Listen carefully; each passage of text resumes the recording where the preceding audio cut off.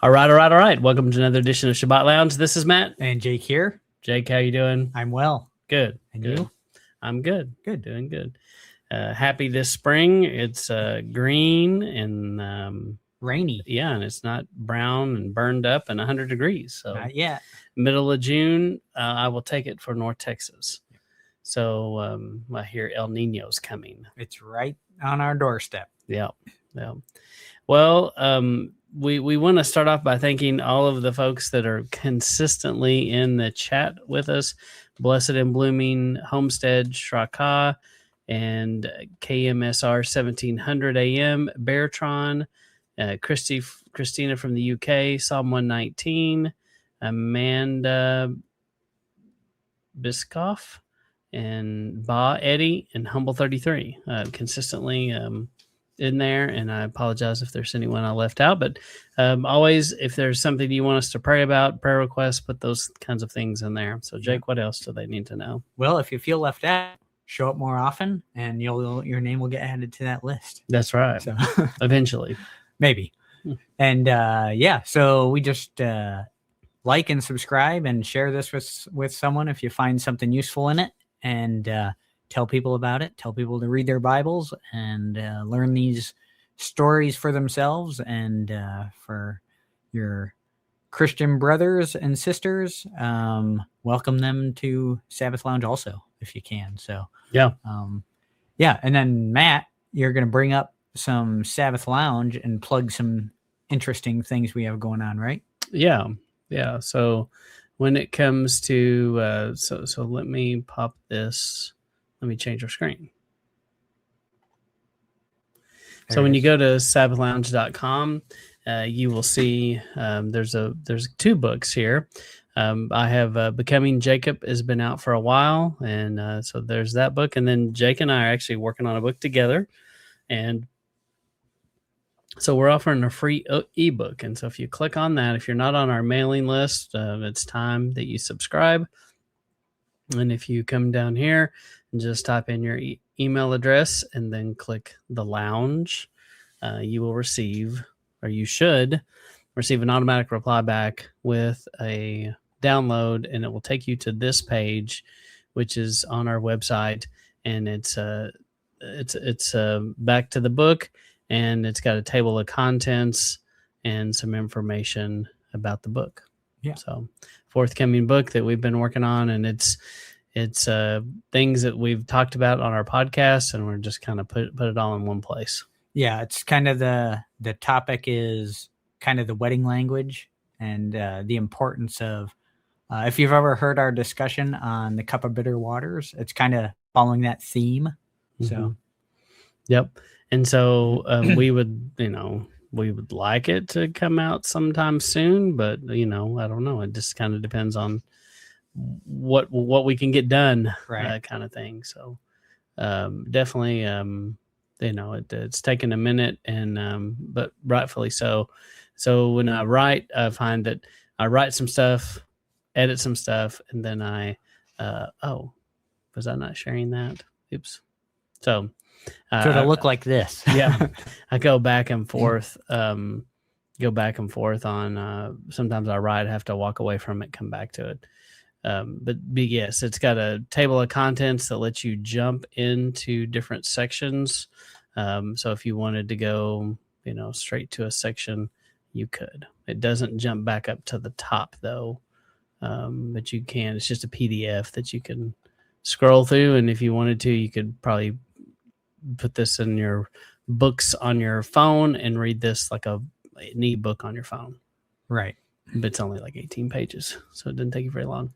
So, but that's... So yes, to just so we're clear, this is just an excerpt from the book. The actual book will be longer than this. Yes. Yeah. This is just a section that pretty much is, to me, the crux of the book. Just a wet your whistle. Yeah. And so the other thing we're asking is, we've made a lot of episodes. I think technically we might have like 300 episodes or something floating out there in the ether, which is crazy. Well, either we do or we don't. Yeah. So either we do or don't. And so we're asking for people to go over here. So if you go to sabbathlounge.com and then you click on about us, there's a contact, there's a voicemail. If you click on the voicemail page, it'll take you to here. And we would like you to send us some voicemails, and you can just record and we'll send it to us. And we'd like to start working in some of your comments and things you might have to say into make it a little more interactive into what we do. So that's right. No prize other than we'll put your voice on the air. If you don't want us to use your voice, just say that up front. Hey, don't use this. Yeah. But still, it would be great to hear from you. So go ahead and send that voicemail anyway. Yeah. And you can always send us an email at sabbathlounge@gmail.com. We also actually have sabbathlounge@sabbathlounge.com as well. So I kind of forgot we had that email. So there's basically no way not to contact us. That's right. Except you just getting in the way and not making it happen. Right. So as some of you know, we've been going through the Torah and looking at some commonalities. This all started with something we did a while back called Christians Follow Torah. Right. Yeah, so the concept there is that we do share a lot in common with our Christian brothers and sisters. And when we come to Torah, we tend to forget all that and push it aside and go, no, they lied to us and, we're better than that now. And but in reality, they get a lot of things right, and we could be doing better to hold on to some of the things that they got right when we come into this walk. And so this is kind of showing where we have some commonality, a way to kind of talk to people that instead of arguing all the time, we can see where we find common ground, and then that gives a fertile bed of soil for which to plant seeds instead of rocky aggregate soil. Good word. It kind of shows commonality too, and showing other folks that there's a lot of Torah you keep. And they'll be like, I don't keep Torah. Actually, you keep this and this and this and this. So right. And if nothing else, it should be able to make them think, and maybe that might be something they hadn't thought about. Yeah, it turns the Torah into something not so scary and crazy that you're doing. Yeah. So we'll kind of flip back and forth through these. So we're in episode 9, technically, of this series, and we're going through the Book of Deuteronomy. Deuteronomy has so many. This was the most efficient way to do it. Just highlight the ones that seem obvious, and we want to go over those. Yep. So I guess I'll read first. This is Deuteronomy 6. Let's start in verse 2. Skip that first one. So as long as you live, you, your children, and your grandchildren must fear Yahweh your Elohim. All of you must obey all his laws and commands that I'm giving you. You will live a long time. Listen, Israel, and be careful to obey these laws. Then things will go well for you, and your population will increase in a land flowing with milk and honey, as Yahweh Elohim of your ancestors promised you. Let's separate those. Yeah. So we'll do verse 4 next. But as far as this one goes, what kind of stood out to you here, Matt? Well, I think most Americans and most, not even necessarily Americans, but Christians around the world have this belief that you should fear Yah with everything you have, and that there are things you're supposed to obey, and if you obey, there's a blessing that comes from it, and it's almost like the prosperity gospel. I don't think that's what this is saying, but there is some truth to that idea that if we do the right thing, it is definitely going to be lead to prosperity for us. If nothing else, the eternal reward that we get. It may not be on this earth, but I do believe lots of people share this in common. Yeah, the things will go well for you. The land flowing with milk and honey. I mean, I think we metaphorize if that's a word. Mm-hmm. Those kind of things, and kind of show the principle of that playing out. And Mm-hmm. we're told about those principles in church.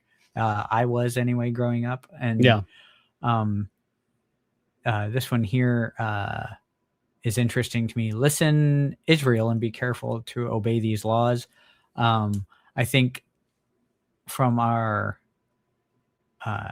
church background, I might say, well, it's funny because growing up in church is different than coming to Torah and then talking to people you grew up with in church, right? Mm-hmm. Because all of a sudden somehow the theology changes, but I think that's more for the purpose of winning an argument than anything. So here, like growing up, yeah, we're Israel, right? Mm-hmm. But then when you come to Torah, Israel becomes something else to the people you're talking to. Israel becomes, well, no, that was for them, Israel, when they come into the land, right?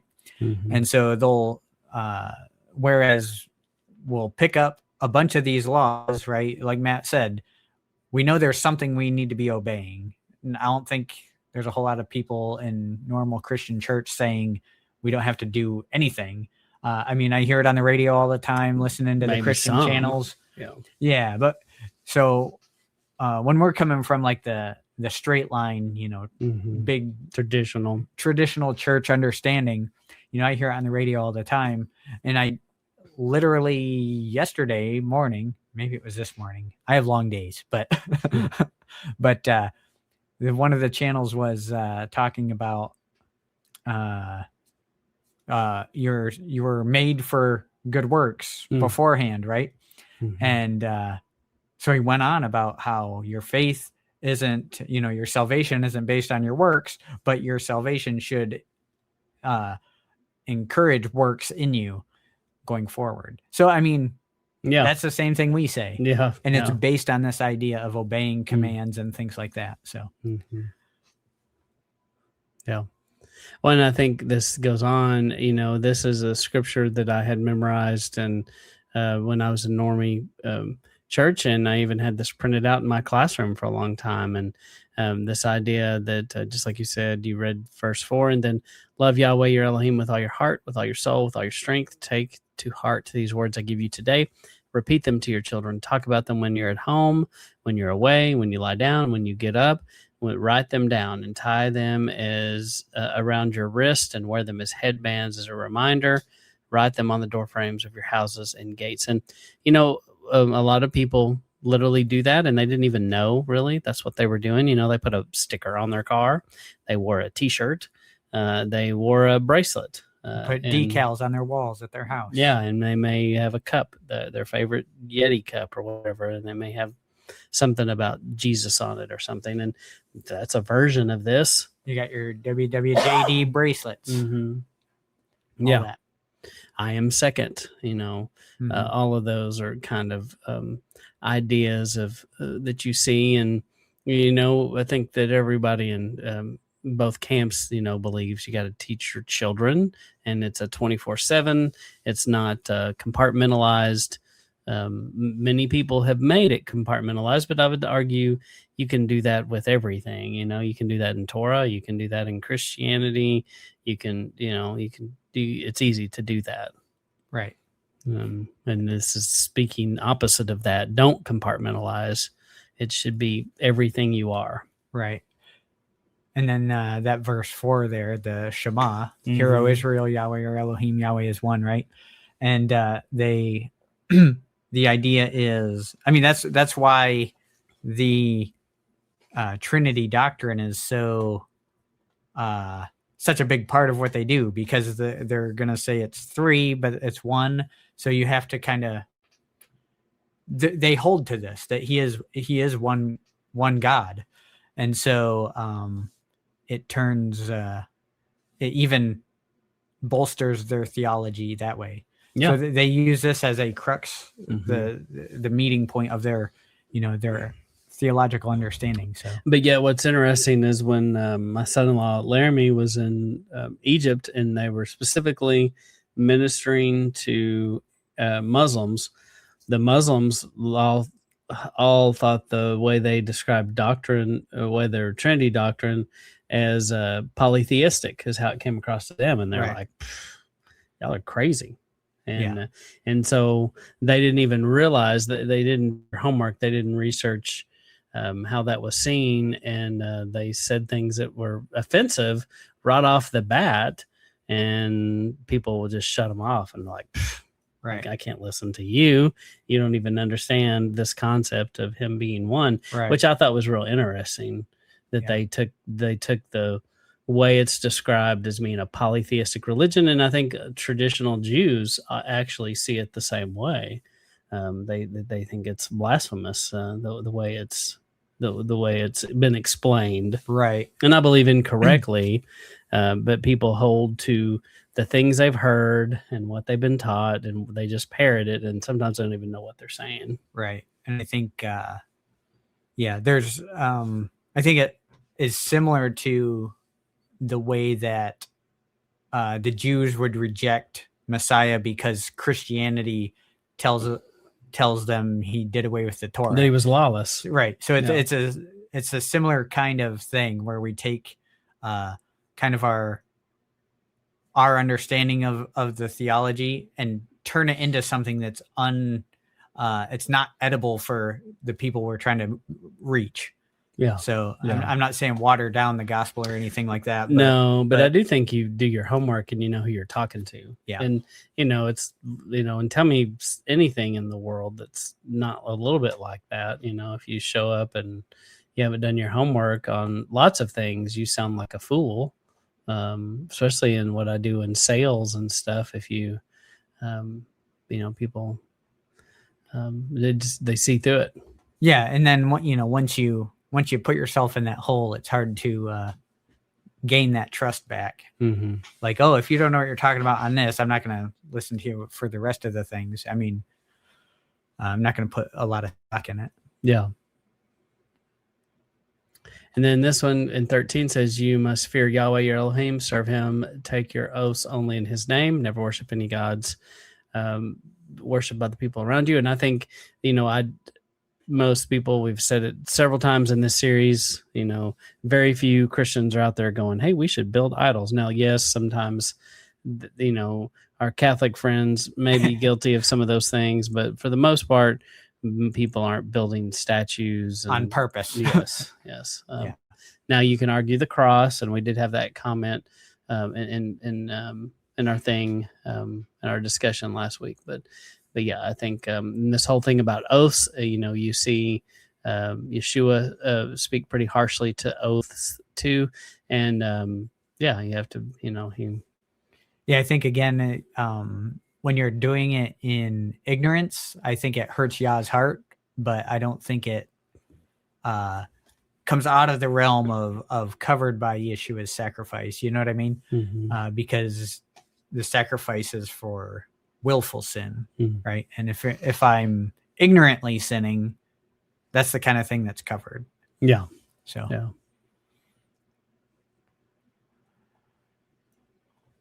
Yeah, I was admiring the sunset behind us. Kind of see it there for a second.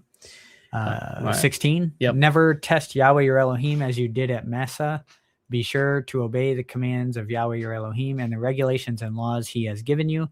Do what Yahweh considers right and good. Then things will go well for you, and you will enter and take possession of that good land which Yahweh promised to your ancestors with an oath. You will see Yahweh expel your enemies as he said he would. You want me to keep going? Well, I think this concept, was used in early America, even with the Western expansion movement, and they would apply this principle to the indigenous population that was here, that he was driving them out, and they were supposed to have this land. But right or wrong on the interpretation, I do believe that they justified things they did with the scripture. Yeah, and I think we talked about this before, but most land that was owned historically has been from conquest. So yeah, it's kind of worked that way for every people group. Yeah. Scroll back up. There was something else I wanted to mention here. Oh, yeah, the idea of doing what Yah considers right and good. I hear a lot of if you especially if you look back at our episode on who said it, Christian normie or Torah follower, and I won't spoil it for you, but a lot of the discussion in there, you'll see, Christian normie saying, we need to do what Yah says is right, not what we think is right, So that idea is, ingrained in the mindset of Christian normie. It was ingrained in me, and that's why when I saw these other things that Yahweh was considering right and good, I was like, oh, well, I learned that I should consider what he thinks is moral and just ahead of what I think is moral and just. So if he says it, it's more important. So that actually, knowing that as a Christian normie helped me to understand Torah and come to Torah. And then I'll do 20 there. In the future, your children will ask you, what do these regulations, laws, and rules which Yahweh your Elohim commanded you mean to you? Tell them, we were Pharaoh's slaves in Egypt, but Yahweh used his mighty hand to bring us out of there. Right before our eyes, Yahweh did miraculous signs and amazing things that were spectacular, but terrible for Egypt, Pharaoh, and his whole family. Yahweh led us out of there to bring us here and give us this land he promised to our ancestors with an oath. Yahweh our Elohim commanded us to obey all these laws and to fear Yahweh. These laws are for our own good as long as we live, so that he will preserve our lives. It's still true today. This is how we'll have Yahweh's approval, if we faithfully obey all these laws in the presence of Yahweh our Elohim as he has commanded us. This part is kind of funny because every time I read through this now, it's still true today, I always kind of emphasize that a little bit. It's still true today. Yeah. Not just at the time of Moses writing it. So. Yeah. Yeah. And I think most people, both camps, believe it's to your benefit to keep the rules and regulations that the Father gave us. Sometimes the definition of that varies. And then 7, it goes, Yahweh your Elohim will bring you to the land you're about to enter to take possession of it. He will force many of the nations out of the way, the Hittites, the Girgashites, the Amorites, the Canaanites, the Perizzites, the Hivites, the Jebusites, 7-nation army, larger and more powerful than you. When Yahweh your Elohim gives them to you to defeat, destroy every one of them because they've been claimed by the Lord. Don't make any treaties with them or show them any mercy. I think also to a certain extent, Jake and I had a study recently called the Seed War, and we talked about this. It was kind of interesting, called the Sabbath Lounge Seed War. But this idea of him, forcing all these people out of your way, once again, makes me think of what happened to the natives here in the U.S., and a lot of people feel like he forced them out of their way. And they did kind of have this, didn't show them mercy. So there was many people that had that philosophy with them. And anyway. Yeah, especially when you look at like the Aztecs and when they were, when the Spanish arrived on the coast and they see, big pyramidal structures of human sacrifice temples. Yeah. They're like, this needs wiped out. Yeah. And this is bad. And that sounds like something that Yah typically would wipe out. Yeah, totally does. So if you've ever seen, now I'm going to blank on the name. What's the Mel Gibson movie? It's Apocalypse. Apocalypto, yeah. That's it's basically Rambo, but natives. Yeah. Well, that story, when I used to teach kids about this, I would tell them, Cortez gets off the boat down there in what would be Mexico, and they're like, ooh, they're kind of like the aliens from Toy Story is how I always pictured it.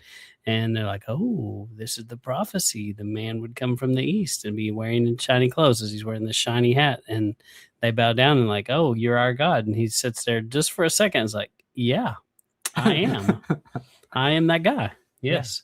Yeah. And he basically lives like a king, and they serve him and wait on him hand and foot, and then eventually they start getting wise and they start realizing he wasn't what they thought, and then he starts killing them.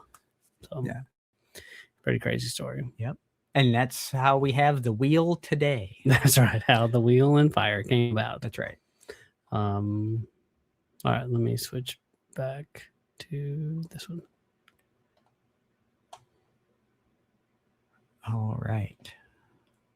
7 there. Yahweh set his heart on you and chose you, even though you didn't outnumber all the other people. You were the smallest of all nations. You were chosen because Yahweh loved you and kept the oath he swore to your ancestors. So Yahweh used his mighty hand to bring you out. He freed you from slavery under Pharaoh. Keep in mind that Yahweh your Elohim is the only Elohim. He is a faithful El who keeps his promise and is merciful to thousands of generations of those who love him and obey his commands. So we kind of talked about this a little bit last time on the merciful to thousands of generations who love him and keep his commands.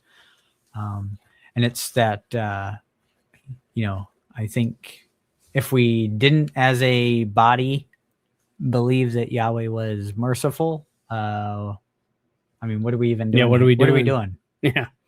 Yeah. Wasting your time.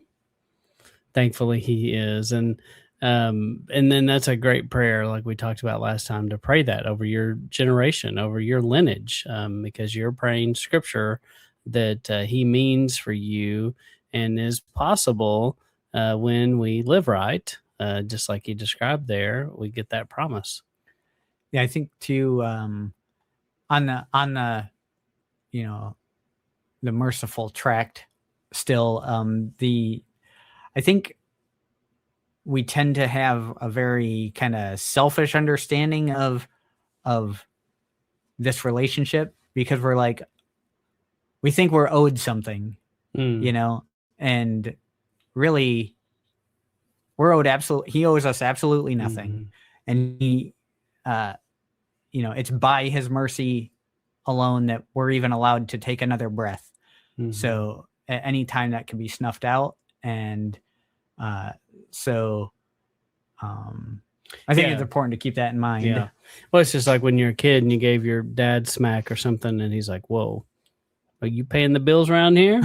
You got the insurance, you got the gas. When you start making some of those decisions, then you can have a say." Yeah, and it's like so someone at my Bible study back in Pennsylvania, and I've talked about this many times, but that group of guys was pretty awesome. And the one guy who he was kind of I don't know, we didn't really have a leader per se. I mean, we kind of did. He kept things organized, but one of the guys that would, he would talk, fairly often about, he would give a presentation, I guess, if you will. Is kind of the way it was set up. Is one guy would do a day, and then anyway, he was one of the standard, like I'll do a day of teaching, if you will.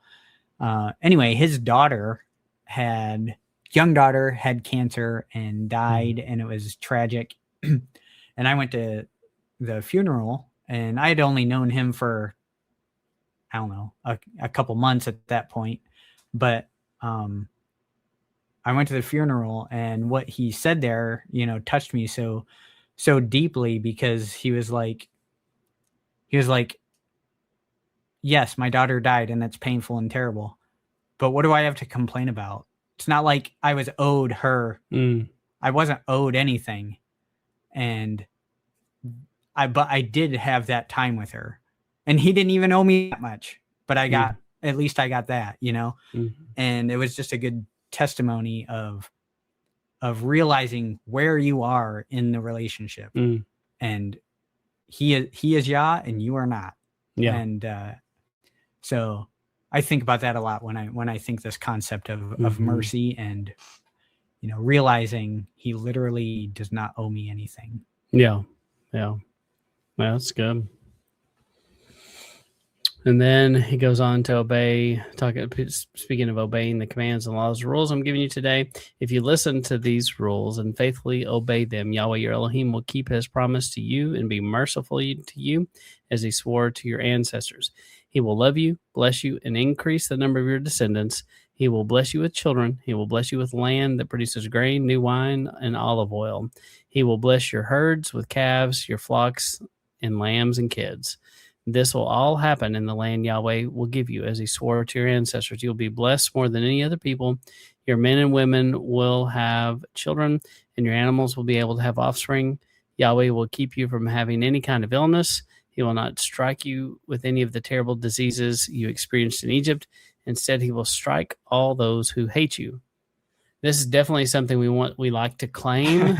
We want to, want to think about. We want that for sure. But also this is pointing forward to an idea of heaven, where we get this, and it's going to be this perfect place, and we're not going to get sick, and we're going to have plenty. There won't be famine. But anyway, it's definitely a beautiful passage. It doesn't say we're promised a lot of money.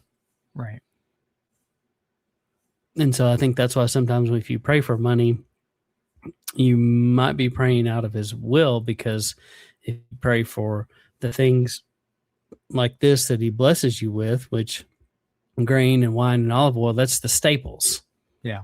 The staples of life to make meals, and then animals, which is like meat. Yep. So you'll have food. Yeah. And drink. Yeah.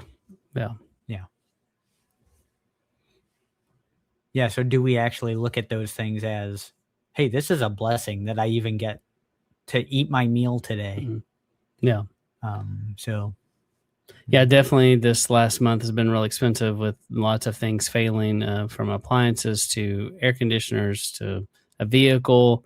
And, when all that crashes, you're just like, oh my gosh, what else can break here? But in the end, you're like, I'm very thankful for modern conveniences. Yeah. Because this is an amazing life we get to live. And the people back in this day would be like, you what? You just sit there and stuff blows air on you. and you get in this thing and you go for thousands of miles. I had to walk across that, and you can go there in like 10 minutes. Yeah. Like, that's amazing. Matt drives pretty fast. So. That's right. That's right. That's right. Oh. All right. You may say to yourselves, these nations outnumber us. How can we force them out? Don't be afraid of them. Remember what Yahweh your Elohim did to Pharaoh and all of Egypt. You saw with your own eyes the terrible plagues, the miraculous signs, and the amazing things Yahweh your Elohim did. He used his mighty hand and powerful arm to bring you out. Yahweh your Elohim will do the same thing to all the people you're afraid of. Yahweh your Elohim will spread panic among them until they all die. Interesting. There will be no one left, not even those who were hiding from you. Don't be afraid of them, because Yahweh your Elohim is with you. He is a great and awe-inspiring El. That makes me think of is what do you I think a lot of people, when they picture the idea of the Exodus, do you think of Charlton Heston? Yeah, I mean, I think that's a common image. Or Prince of Egypt. Yeah. Or something like that. But I guess my point is that all of the imagery, for better or worse, but the reason we typically know about this stuff, the reason the culture knows about this stuff, is because standard church Christianity thought it important to make things that build it up and expose it to people that don't read their Bibles. It wasn't necessarily, I don't see a huge, now we have the Life Network, which is fantastic, and they're putting stuff out there that will affect the culture. But most of this stuff has had to been done by your church friend, who, once you come out of that, now we think, oh, those evil pagans, right? That I was stuck into that cult, right?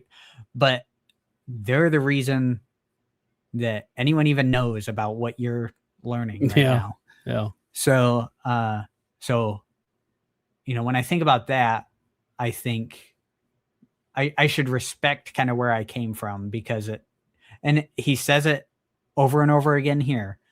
You were slaves in Egypt. Yeah. And so don't turn your nose up at the Egyptians, because you were a slave in Egypt. Mm-hmm. Mm-hmm. Well, and this makes me think of this last week's Torah portion, and I don't know when you're listening to this, but it's the spies. And, the spies, Scripture tells you what was happening with the giants right here. And I believe that the giants were fearful of them, because you see it with Rahab later, because you see her talk about, we've heard about you guys. Right, you guys have been doing some crazy stuff over there, and he did that. And I feel like those giants had some fear about what they saw in those Israelites, but the Israelites, what they were looking at is they were looking at how they thought the giants saw them, right? Because they put words in the giants' mind or mouth that maybe weren't there when they say we are small in their eyes, but they don't know that, but they think that, and that was the problem. And basically, it's almost like that old self-fulfilling prophecy of, if you think something, then that is what you are. Yeah, I think it's kind of like this. My brother and I grew up wrestling each other all the time. And it's funny because, you start telling stories about, reminiscing and things like that. And come to find out, we can picture specific times we wrestled for like serious wrestling, like really trying to one up the other person. And when we're reminiscing about that same story and how we remember it, I'll say, man, if you didn't tap out, I was about to, you know what I mean? And he's saying the same thing about me. And it's like, but you didn't know that. You didn't see that in the other person, that they were just about to give up. And if you would have only held on a little bit longer, you would have overcome them. And it's that kind of idea, I think, that you're talking about, where they see these giants and they look at their own weakness and say, I can't overcome it. Whereas the giants are like, we can't overcome these people because they have Yah with them. So they're kind of coming at it at the same way, looking at their own weaknesses instead of, the seeing the other person's weakness, if that makes sense. Yeah. Yeah. And we don't know exactly what they thought, but I do think it makes sense that because of the scripture, we just read, that he was doing that back then. Yeah. And I think your point about Rahab telling them, we know all about you people. Yeah. No. Yeah. And that's mentioned more than once in scripture where that's said. Yeah. So I think we're here at 24. He will hand their kings over to you, and no one on earth will ever remember their names. No one will be able to stop you. You will destroy them all. Burn their idols. Don't ever long for the silver and gold on these idols, or take any of it for yourselves. It might be a trap for you. Besides, these idols are disgusting to Yahweh your Elohim. Never bring a disgusting idol into your house. If you do, you and the idol will be destroyed. Consider it detestable and disgusting, and must be destroyed. And then they immediately find this out, that he was serious when he said this. Yeah. Oh. Yeah. But the idolatry thing keeps coming up over and over. But like we said, we think most people agree. Don't go find idols. Right. And then in 8, be careful to obey every command I'm giving you today. Then you'll live, and your population will increase. You will take possession of the land that Yahweh promised to you, your ancestors, with an oath. Yeah, I think you get a lot of this nowadays, where I believe Christian families are, some of the more populated families. They're having the most children. Now, maybe not compared to the Muslims, but But in terms of,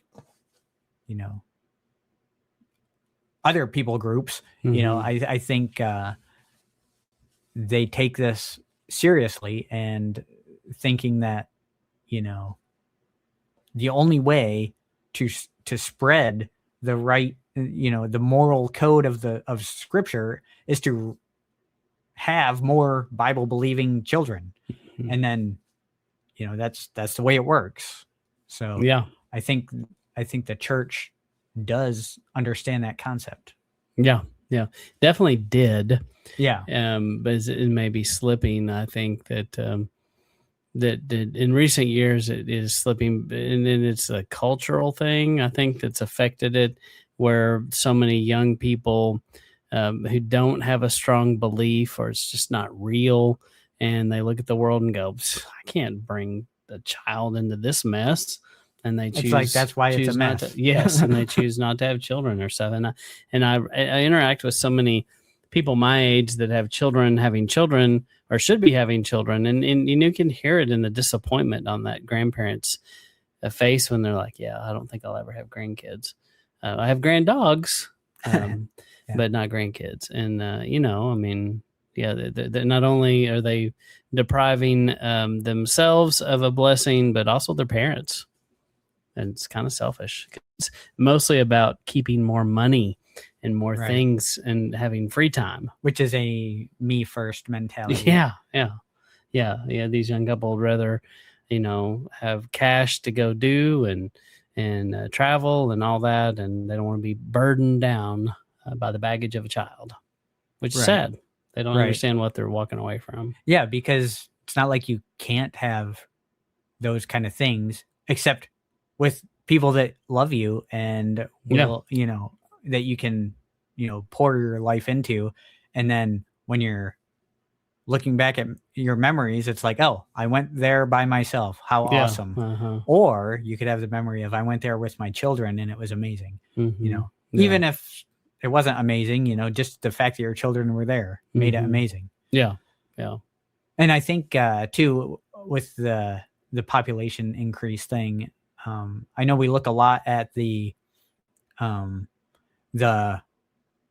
repopulation rate, right? And I think we're at, what are we, like 2.1, something like that? Barely replacing ourselves. Right. Less than that in Europe. I think y'all are at 1.7 or something. Yeah.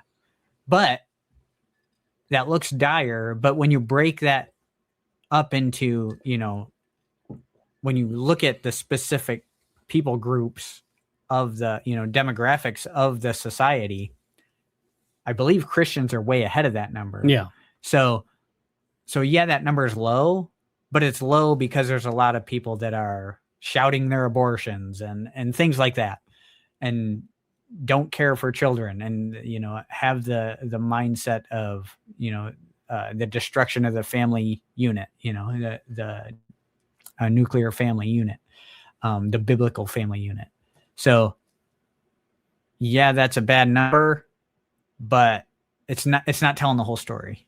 Yeah. So there's good news inside that yet, I think. I remember that for 40 years, Yahweh Elohim led you on a journey to the desert. He did this in order to humble you and test you. He wanted to know whether or not you'd wholeheartedly obey his commands. So he made you suffer from hunger and fed you with manna, which neither you nor your ancestors seen before. He did this to teach you that a person cannot live on bread alone, but on every word that Yahweh speaks. And so, the end of this definitely catches your attention, because many people quote the scripture and they have no idea this was first said in Deuteronomy. So that's interesting too. And I think most people buy into the fact that Yah tests them, that's part of this journey. So I don't think that's uncommon. Yeah, that's that whole concept is powerful. I was going to bring up, when we were first reading through this, there's a Mark Schultz song called 40 Days, and it's 40 days out in the desert, right?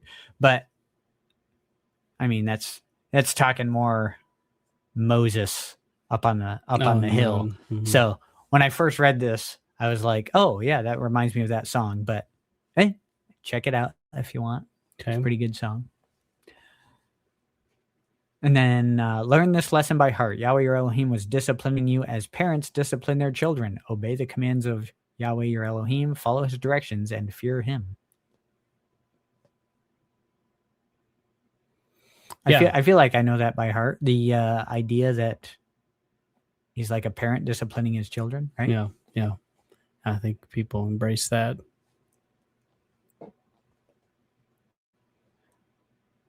And then Yahweh your Elohim is bringing you into a good land. It is a land with rivers that don't dry up. There are springs and underground streams flowing through the valleys and hills. The land has wheat and barley, grapevines, figs, trees, and pomegranates. The land has honey and olive trees for olive oil. The land will have enough food for you, and you will have everything you need. The land has rocks with iron ore, and you will be able to mine copper ore in the hills. When you have eaten all you want, thank Yahweh your Elohim for the good land he has given you. Is this like a Rock Candy Mountain? Do you know that song? No, but there was a thing going on. It's probably inappropriate. I don't remember the details of it, but there was this thing back in, I think it was when I was in high school. So we're thinking back in like 2000, late 90s, early 2000s. So, and it's this unicorn going to Candy Mountain. Candy Mountain, Charlie. Mm-hmm. If anyone remembers that, put it in the comments. I don't remember anything else about it. This unicorn going to Candy Mountain. And someone named Charlie. Mm-hmm. The song of the cops have wooden legs and the bulldogs have rubber teeth. So, and then the hens will lay soft-boiled eggs. The farmer's trees are full of fruit, and well, that actually sounds good. Yeah. The farmer's trees are full of fruit, and the barns are full of hay. And I'm bound to go where there ain't no snow, where the rain don't fall and the wind don't blow, in the big Rock Candy Mountains.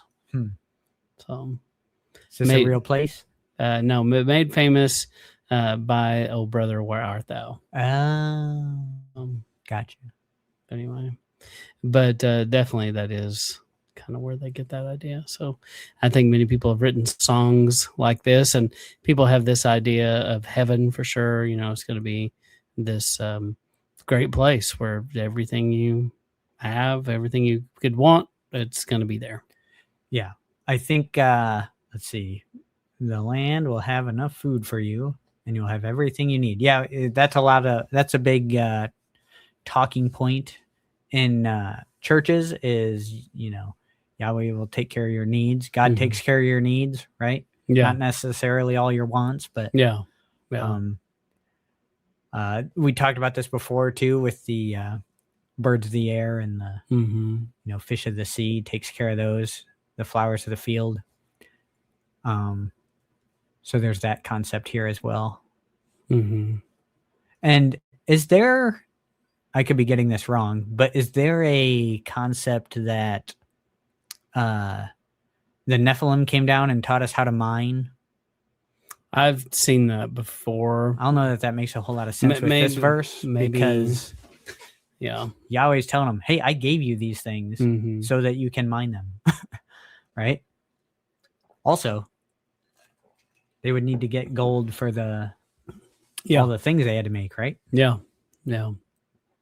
It's interesting. It mentions ore and copper. And petroleum is not mentioned here, but I think you could put that in this list. They just pulled that out of the tar pits. That's right. With Fred Flintstone. And then 11 says, be careful that you don't forget forget Yahweh your Elohim. Don't fail to obey his commands, his rules, his laws I'm giving you today.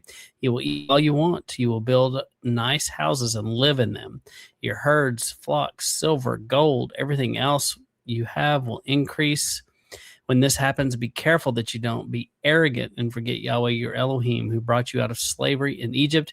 He was the one who led you through the vast and dangerous desert, a thirsty, arid land with poisonous snakes and scorpions. He was the one who made the water come out of solid rock. He was the one who fed you in the desert with manna, which your ancestors had never seen. He did this in order to humble you and test you, but he also did this so things would go well for you in the end. You may say to yourself, I became wealthy because of my own ability and strength. But remember, Yahweh, your Elohim, is the one who makes you wealthy. He's confirming the promise which he swore to your ancestors. It's still in effect today. I warn you today that if you forget Yahweh, your Elohim, and follow other gods, if you serve them and bow down to them, you will certainly be destroyed. Yahweh is going to destroy other nations as you enter the land. You'll be destroyed like them if you don't obey Yahweh, your Elohim. Yeah. So, what was I thinking on this one? Oh, the idea that Yahweh provides, and there was, let's see, herds and flocks. Oh yeah. So the increase comes from Yah, and I think that I was taught that, and I believe Matt was taught that. Yeah.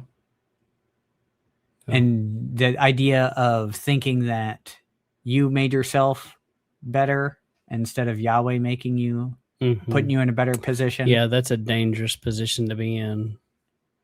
That became like the guy who was rich and built the bigger barns, and he humbled that guy because he had way too much confidence in his flesh. Yeah, and I think you see that a lot with kind of America's trajectory. Yeah. We became full of bread and then forgot that how we got here. We definitely camp out on this. And I think we've seen some of the pains that come with forgetting that. And I think where we part ways, but I'd say most of Christianity parts ways with this too, with some of the prosperity gospel people who are like, well, if you're poor, it's because you don't have enough faith. Right. You're not, it's or something along those lines, or you're not living right, or something along those lines. And some of those things could be true, but not necessarily. But right? not necessarily. Yeah. But I do think it's hard not to look through some of these with Western lenses, and put certain values and things on here that maybe not present in there. But definitely it comes back to the testing, and that's the second time here it's mentioned, and it goes back to the idols too. And if you're going to act like that, you're going to get destroyed, which is pretty harsh. Yeah, and I think you brought this up earlier too. The idea that I'm not thinking about it now. I've forgotten. It was important though, so I'll try to put it in the comments. Okay. And then 9 here, your turn. All right. Realize today that Yahweh your Elohim is the one who is going ahead of you like Esh Okla.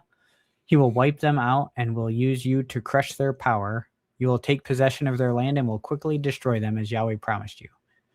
When Yahweh your Elohim expels these people in front of you, don't say to yourselves, because we've been living right, Yahweh brought us here to take possession of this land. No, it's because these nations are so wicked that Yahweh is forcing them out of your way. It's not because you've been living right or because you're so honest that you're entering to take possession of their land. It's because these people are so wicked that Yahweh your Elohim is forcing them out of your way. It's also because Yahweh wants to confirm the promise he swore to your ancestors, Abraham, Isaac, and Jacob.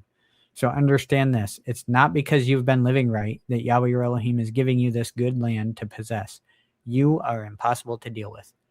And the thing that I remember what it was you were saying was that idea of, he doesn't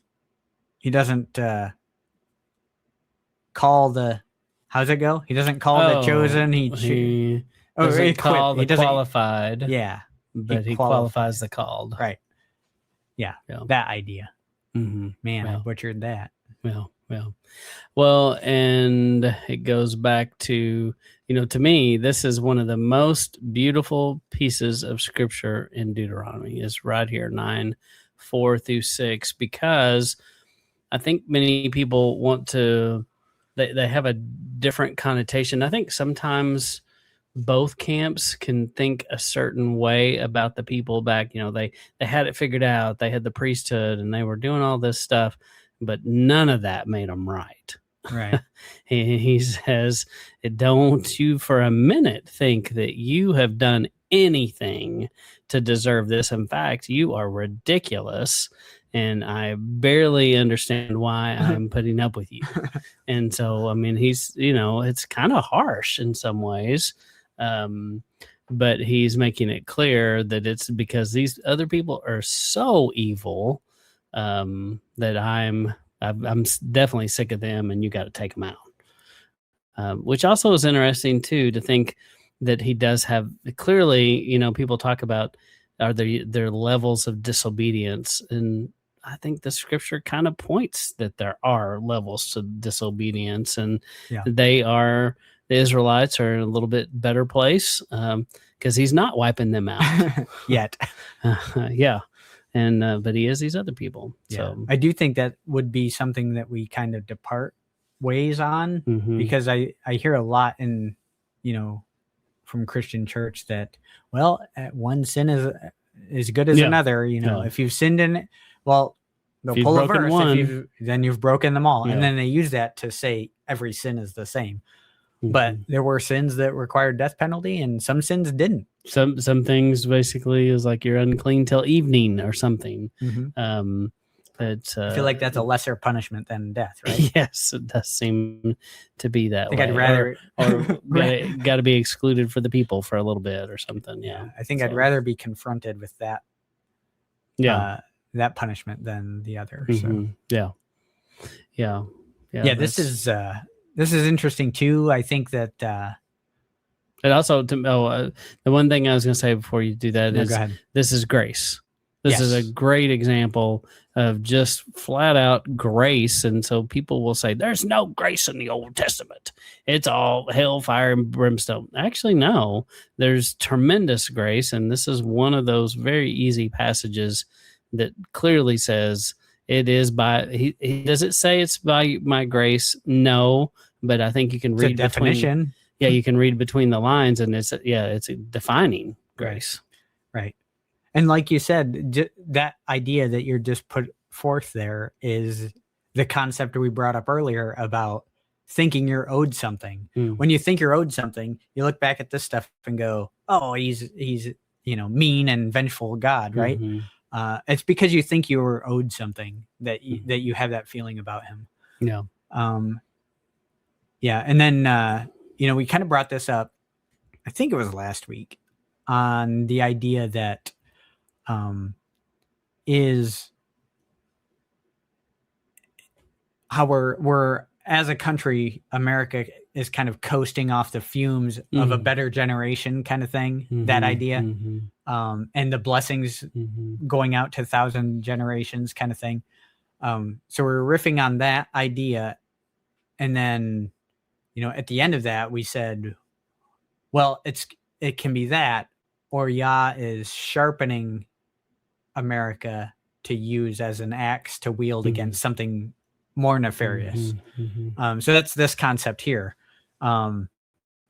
You aren't great. However, I need you to fulfill a purpose, and I'm going to go stomp someone. You're going to be the belt buckle that I punish the children with. Yeah. That kind of deal. Yeah. Yahweh also said to me, I've seen these people and they are impossible to deal with. Leave me alone. I'll destroy them and wipe their name off the earth. Then I'll make you into a nation larger and stronger than they are. So this is Yahweh talking to Moses, and Moses is, this is where he's kind of telling us, hey, I'll start over with just you if you're interested in that, basically. Yeah, for sure. Yeah, this is that 40 days in the desert kind of situation. But I think that this is preached in the church community at large, that they acknowledge that, yeah, we're impossible to They're deal with. stiff-necked people. We're ridiculous and it's our sin. They do say things like that, which we agree. Yeah, I think where I would kind of diverge a little bit on that, and did more so kind of initially in my turn to Torah. Let me explain that a little better. So when I initially came to Torah, the chasm between me and church on this was wide, and I believe it's narrowed from there. But the idea that because the church understanding is you're sinful, you bring nothing to this relationship, and there's not a you part, it's all him, right? Yeah. Whereas, too far the other way. Yeah. Whereas, then you jump in and we're like, no, he says, go and sin no more. Would he give you a command you can't follow? So the idea that, well, we can go without sinning. But maybe, I guess my position now would be we can, as long as we are constantly leaning on Messiah to carry us through. Right. And we talked about, he'll carry me through last week. And so that idea of him carrying you through the temptations of sin and things like that. So you can go without sinning, but for how long? And it's only based on you leaning on Messiah. Whereas I think the church leans toward, well, it's impossible. You can't do it. You know what I mean? So I think there is some daylight there in that regard. Yeah. Yeah, that's a good point.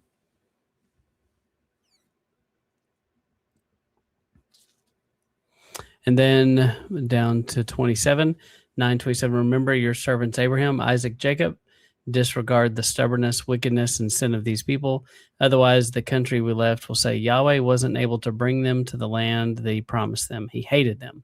That's why he brought them out, to let them die in the desert. They are your people. They belong to you. You used your great strength and powerful arm to bring them out of Egypt.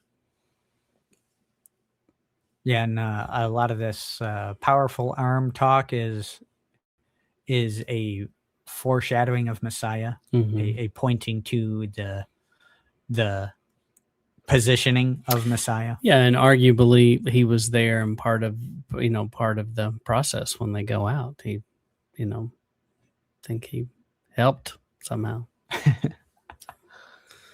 But yeah, this is we kind of covered this. This is I feel like we've said this. Yeah. This is Moses. This in the last verse we read are key to why Moses is able to write. Moses was the humblest man that lived because he had the opportunity for Yah to wipe these guys out and start over with Moses and bring Moses into the promised land. And he's like, not without the people. Yeah.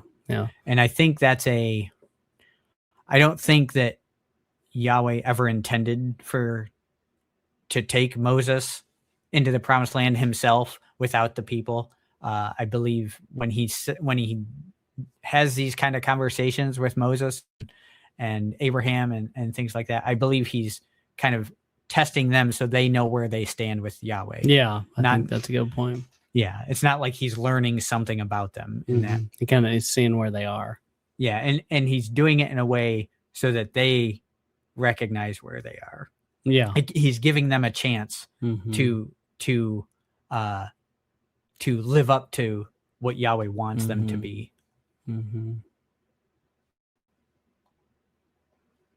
Yeah, that's an excellent point. Okay, I'll do chapter 10, verse 4. Yahweh wrote on these tablets the same words as before, the 10 commandments. He had spoken these words to you from the fire on the mountain on the day of the assembly. Then Yahweh gave them to me. I came back down the mountain and put the tables in the ark I had made. They are still there where Yahweh commanded me to put them. Yeah. I think everybody 10 no commandments one has an issue with that. We talked about this last week too, about 10 commandments in schools, all that stuff. The church pushes for that. And we're getting close to the end here. So Thank you for sticking with us here, but the end is in sight. It's nigh. Mhm. The end is nigh. And so this in 10:12, Israel, what does Yahweh your Elohim want to do? Yahweh your Elohim wants you to fear him, follow his directions, love him, worship Yahweh your Elohim with all your heart and all your soul. I mentioned that just earlier. Yahweh wants you to obey his commands and laws I'm giving you today for your own good. Remember that the sky, the highest heaven, the earth, everything in it contains belongs to Yahweh your Elohim. Yahweh has set you apart on he set his heart on your ancestors and loved them. Because of this, he chooses you, their descendants, out of all the people of the world. So, this concept of being chosen, that's said a lot in church. That he chose you. So, that comes straight out of what you would hear in typical Sunday morning church service. Just recently, I think I heard that in a church service I was at.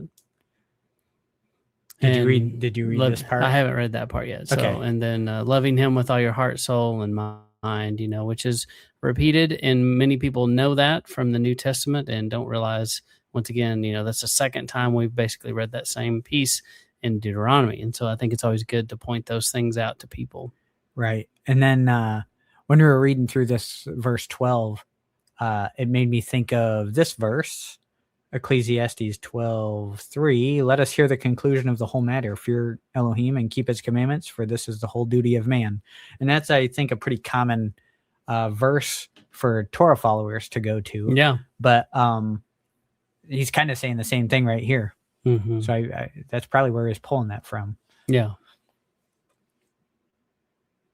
Yeah, and I would say that scripture was quoted with my agrarian relatives growing up. My great grandparents on both sides, that was common for them to think that way. Yeah. All right. I'll do chapter 10, verse 16 through the end here. So circumcise your uncircumcised hearts and don't be impossible to deal with any longer. There is no one like Yahweh, your one true Elohim and Adonai. He is the great, powerful, and awe-inspiring El. He never plays favorites and never takes a bribe. He makes sure orphans and widows receive justice. He loves foreigners and gives them food and clothes. So you should love foreigners because you were foreigners living in Egypt. Fear Yahweh your Elohim, worship him, be loyal to him, and take your oaths in his name. He is your glory. He is your Elohim, who did for you these spectacular and awe-inspiring deeds you saw with your own eyes. When your ancestors went to Egypt, there were 70 of them. Now Yahweh your Elohim has made you as numerous as the stars in the sky. There's so much. I want all that. We say this every time we read through anything in Deuteronomy. It's like there's so much in that section of verses right there. Yeah, for sure. I think key among them, circumcise your uncircumcised heart. Mm-hmm. That's not a New Testament concept. The circumcision of importance is the circumcision of the heart, and that's what Paul's saying. If your heart is not circumcised, your flesh means nothing. Yeah, and I think people in regular Christian circles would often argue that the circumcision that we are familiar with, they would say, well, that was in the flesh, it was wrong.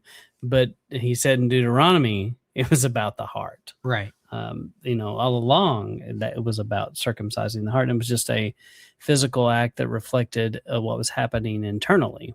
Right. And, I think that's interesting. And then another thing interesting, maybe slightly off topic, but take your oaths in his name. It makes me think of the scripture that talks about how a man can nullify his wife's word. Right. And in essence, that is what happens to all of us. If we speak, he can nullify anything we say because he's got that final authority over any word that we might give. And so to me, when I read this, I'm like, it kind of ties back to what Yeshua said, why,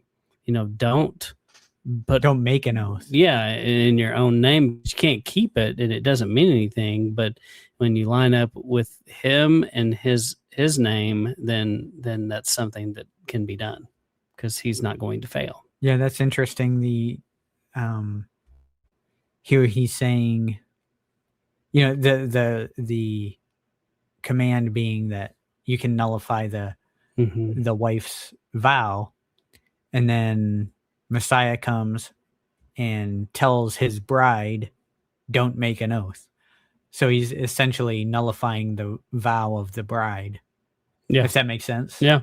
But yeah, I had never thought about it that way until you just said that. So I Yeah. don't know if there's anything necessarily to that. I don't know if that's necessarily what he's doing or symbolizing there, but that's a side of it I had never actually thought about.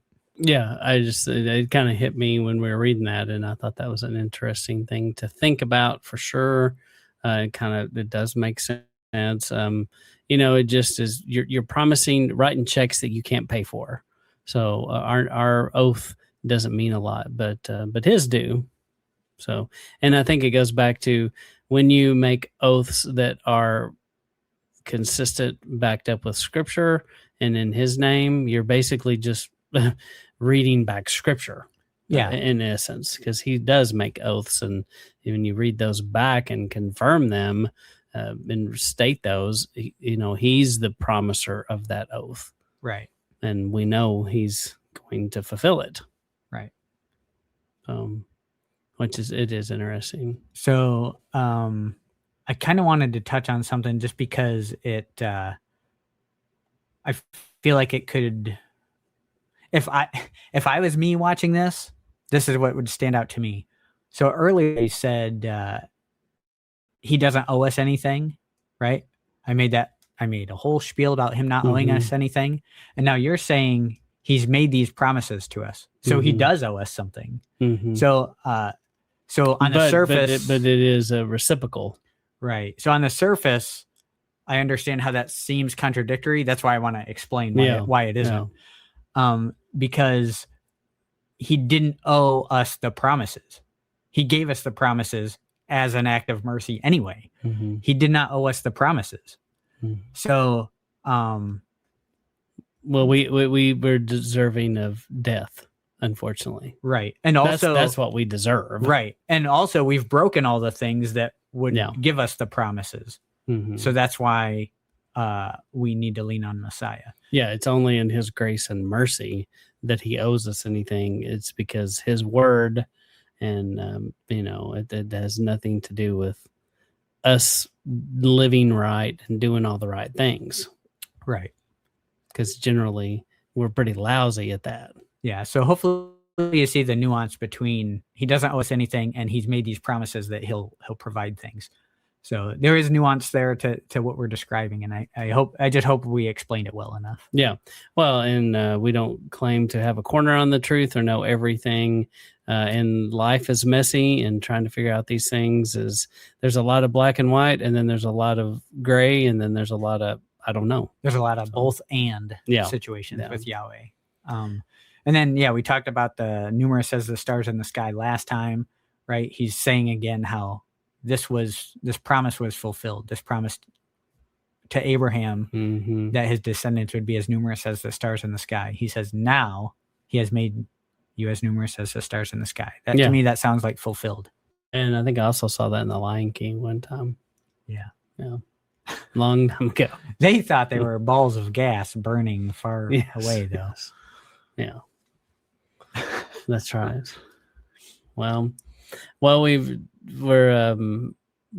going through this episode of Christians Follow Torah, and this is in Deuteronomy. This is episode 9, and there'll be more, and we'll continue to roll through this until we get through Deuteronomy. We ask you to do a couple things. If you would sign up, put your email in, get the free ebook, maybe give us some feedback too, and then also there's the ebook, the voice message, and the voice message. Yeah. Yep. So please be our guest and leave us a message, and we will work you into the show somehow. Unless you say, don't play this. Yeah. Then we'll just hold on to it for our own bemusement. Yes. And then, so check out Sabbath Lounge on all the platforms that you visit. and give it a like, subscribe, and share it with your neighbor. So, Yeah. Thank you so much for spending this hour and 15 minutes with us. It's an hour and 15. You can't get back. Sorry about that. So it was a short hour and 15. That's right. But most of our time was reading scripture. So hopefully that was a benefit to you, and hope that if you don't already love Deuteronomy, hopefully you will after this. Yes. But look forward to comments, any questions that you have. Feel free to email us at sabbathlounge at sabbathlounge@gmail.com, and or leave us comments on any of these platforms. We appreciate that, and we read every one. Yep, and try to respond as best we can. Yep. All right. Well, Jake, you got anything else? That's it. All right. Well, this is Matt and Jake signing out.